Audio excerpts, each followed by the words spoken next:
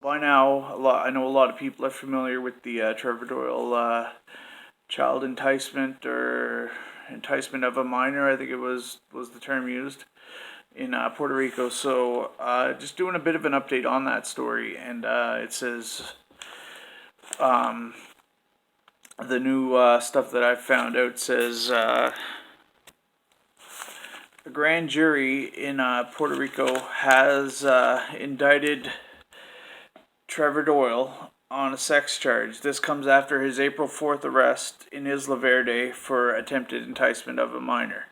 Now, this indictment means that the grand jury believes the prosecution has enough evidence to move forward with the charges. So they looked at everything that they have, and they feel as though they have a strong enough case to move forward with charges. Doyle, who was indicted April 16th, has yet to officially enter a plea on these charges, however.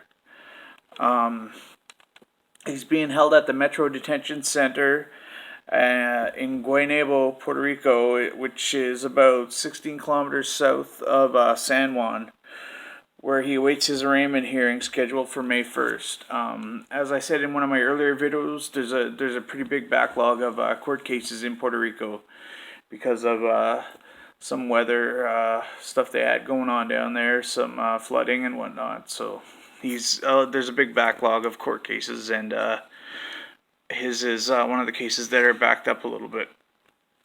Doyle was arrested in Isla Verde following an FBI sting operation, wherein the prosecution alleges that Doyle made plans and attempted to make contact with what he believed was a 13-year-old girl, but was in fact an FBI agent, thankfully. He allegedly was hoping to have this 13-year-old child perform oral sex on him. According to the F.B.I. affidavit, the undercover agent told Doyle multiple times that she was only 13, and he actually brought it up once as well. They were messaging each other over the course of 3 days using two different mobile apps, which I believe were Kick and Whisper. I know his username or whatever was in Carolina that he was going by when he was making contact with what he believed was a 13-year-old girl at the time. Now, since these allegations came out, Doyle was suspended from his position at Capital FM.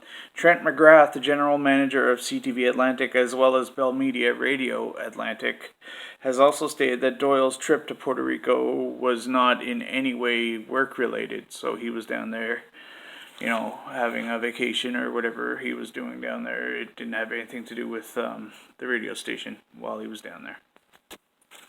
So the grand jury's indictment also added a forfeiture allegation, which means that if he's found guilty, he must give the U.S. any property used to commit the crime, which I would assume would be his phone, I suppose.